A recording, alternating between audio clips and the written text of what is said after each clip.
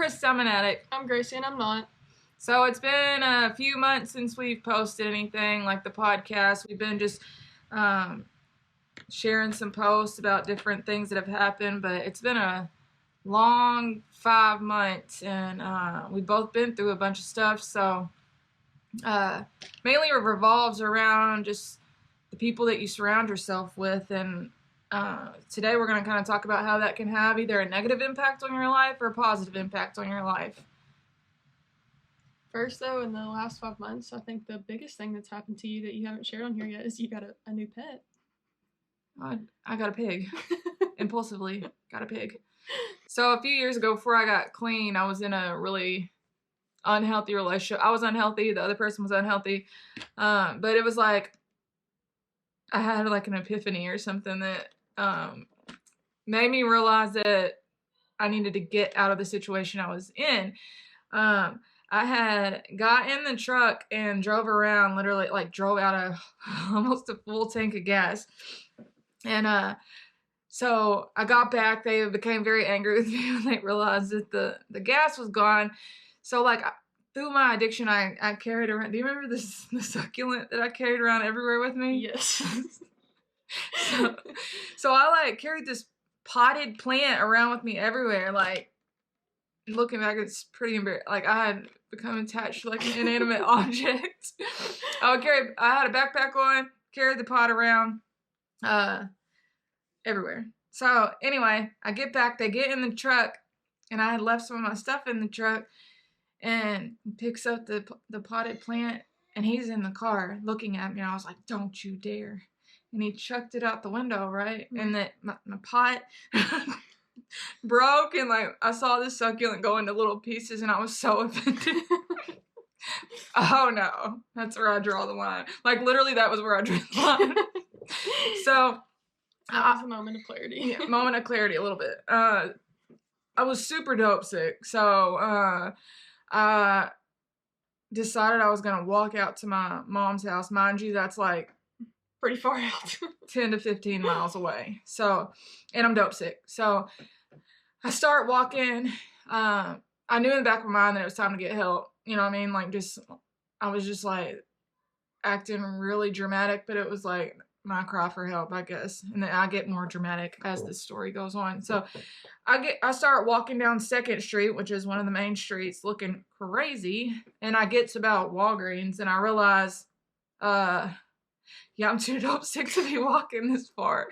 So I like sit down. Mind you, I have a backpack on, no longer a potted plant because it got busted, but an 8x10 picture framed of me and my kids, like up around, like packing it around.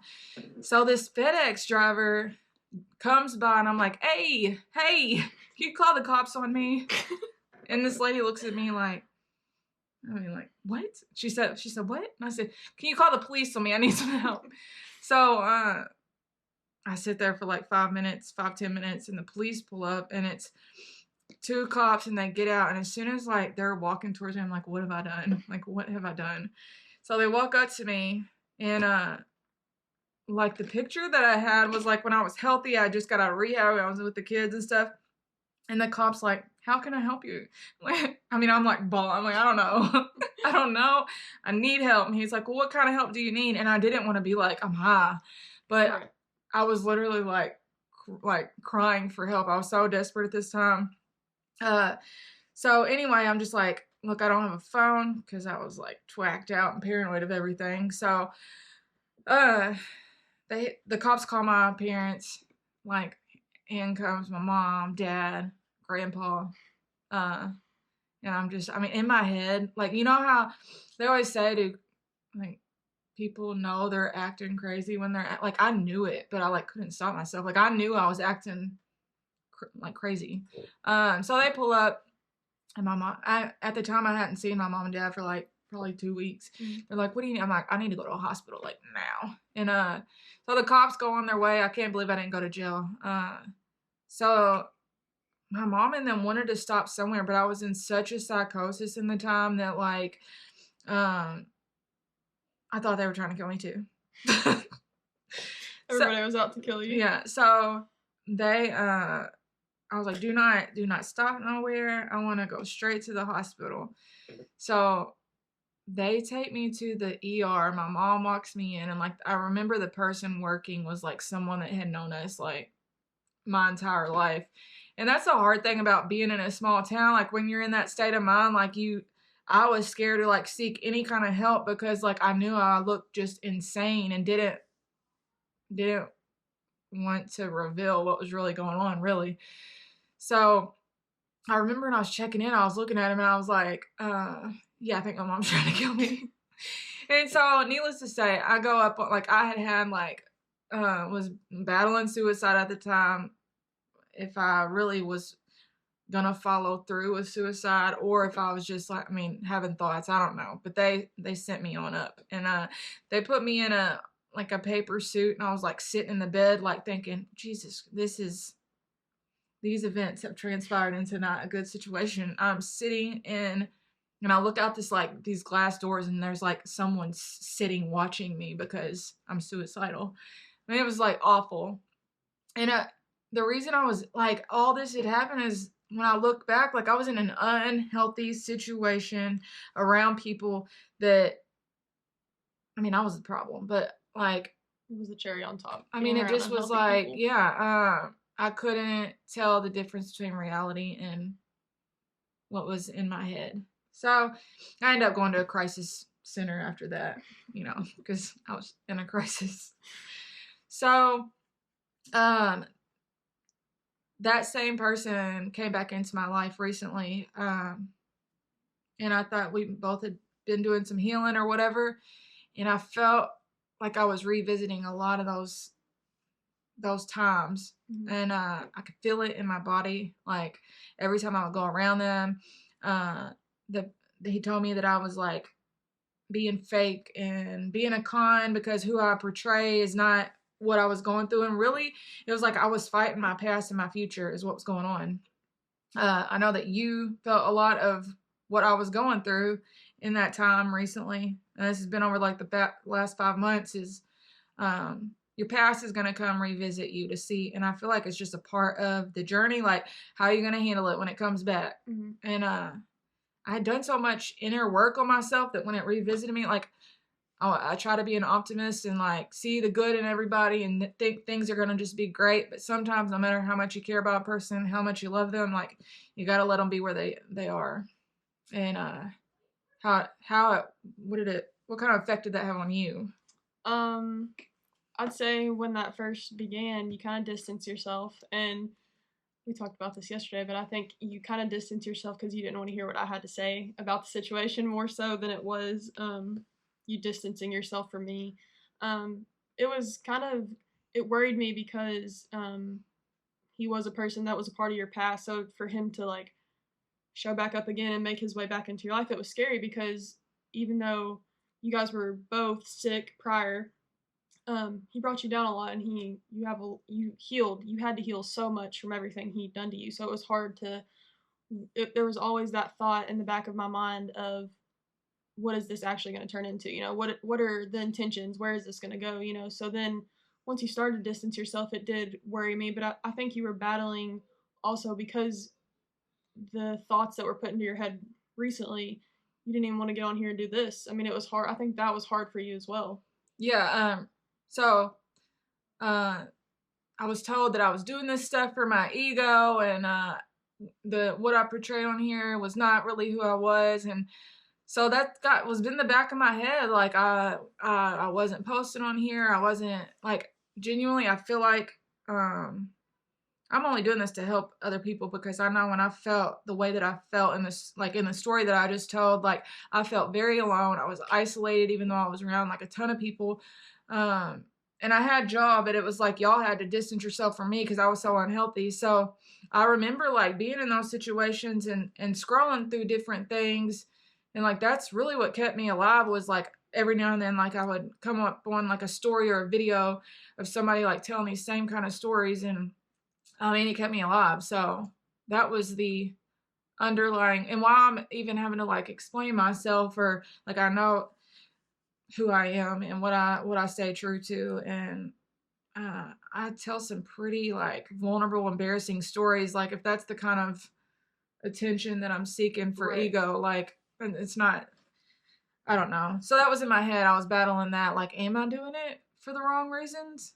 And I'm not. I want to help somebody. I think it was hard too for the last couple months because it was almost like for me, it was where do I like the balance between being honest with you and being there for you, but also reassuring you when things like that were said for you that that's not your goal. That's not been our goal of this, And it was a hard balance, because once again, you didn't want to hear the truth of what I had to say at the time, which you had to learn for yourself. That's okay, but it was hard. I knew, like, that's what I was battling. Like, everything that you said is what one part of my brain was, like, telling me because I went through, in the first, a year and a half of my sobriety, like, I worked with therapists. I worked with, like, I was put in a boundaries class and codependency. Like, I worked all these workbooks along with, like, like, it wasn't just, like, I got clean and put the drugs and alcohol away. Like, that was just a symptom of what I had going on. Like, I had to work through some, like, deep issues that I have been going through that even stem before this person was in my life, like since I was a kid.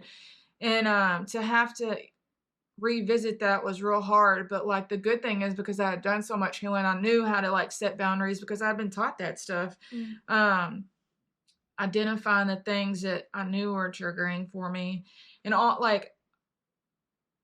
of those things that we talk about are so mainstream now that it's like you see that stuff online every single day. Yeah. But like that stuff I never paid attention to before.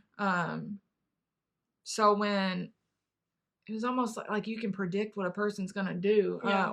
And you were like, this is what's gonna happen. And it was crazy because you would like tell the future, and then like a week later that would happen. I'm like, this girl. It's also hard it's easier to see from an outside perspective.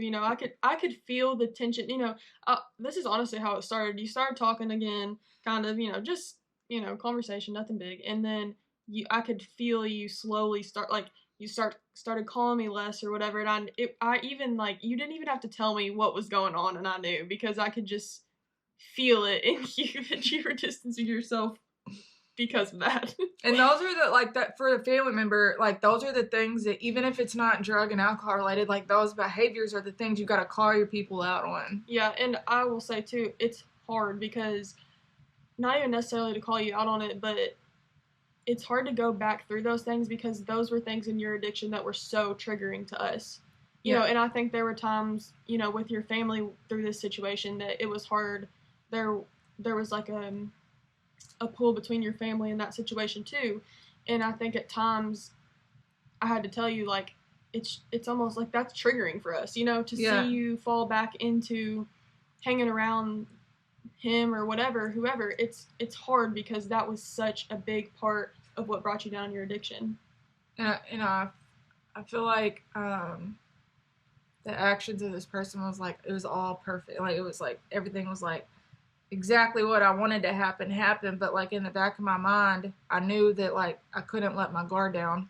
So anyway, lesson learned. The people that you surround yourself around, like, I had a really close friend that was struggling with their sobriety, and that was wearing on me, man. Like, so I had like all these things happening around me, and I felt I was feeling all of it, So do you think over the last couple months where you haven't been doing as, and I don't think it was for any reason other than just how it happened, but like you haven't been going to as many meetings, you haven't been doing as much therapy as you were, like do you think those things now, since you've kind of stepped away from it and you were obviously strong enough to stay sober, but do you think those things still benefit you in your sobriety years later? For sure. So I'll be real honest. I was slacking. I barely was going to meeting besides taking the guys that I work with, like, taking them to meetings. And, like, that's a hard part about working in recovery. You cannot let your job be your recovery because although you're around recovery all day long, like, that's not your personal growth. So, and I knew that going in, but, like, just life had happened. I had got more responsibilities with my kids. Got a pig. That is driving my entire family crazy. And then like revisiting all this stuff that we talked about, like I had a lot going on, so I wasn't doing therapy. I barely went to meetings. Would talk to like sponsees. Wasn't talking to my sponsor. Like all these things happened, and I was just. This is where we talk about like being complacent. I was just kind of like white knuckling it, and it wasn't even that. That's the thing. Like I have noticed, like the drugs. I don't want to get high. I don't think about drinking, but it was all these behaviors were surfacing. All these old behaviors. Like I wasn't exercising, I was eating terrible, all of those things, and so I just got myself in check. I went to the doctor here recently when I cut that relationship off, and went to the doctor. Said, "Look, I'm not going to therapy. I need a referral." She made the referral. I had started a new medication, a psych med, like a couple months ago. I realized that was having a negative, like it wasn't working. It was making me really angry, irritable, and like, and that's just also I wasn't working a program, restless, irritable, discontent. I was all those things, and I wasn't going to a meeting. So I had to get back to basics. Like one of my sponsees was also struggling, so we've talked about like restarting steps. Like it's just you got to keep it simple. That's what they tell you. Like keep it simple, stupid. Keep it simple, stupid. Anyway, like today I was just really overwhelmed with all this stuff that has happened, and I pretty much said I'm going to a meeting tonight. Like I'm taking the kids, or they're staying here. Like I gotta go. You gotta put yourself first. Yeah, I pushed everybody away from me again. So, but you still stayed strong. I think the difference was through this time. The only thing that didn't make me worry was we could have a conversation. You could tell me. You could realize it, but you just didn't want to believe it or admit it. You know what I mean? Nobody likes to be told about themselves. But before you would have been like, you know what I mean? Like you were as... I'm teachable. Yeah. I don't want to get high. That's it. I don't want to ruin my life. I play the tape through. It's what, you know? Yeah. Here is...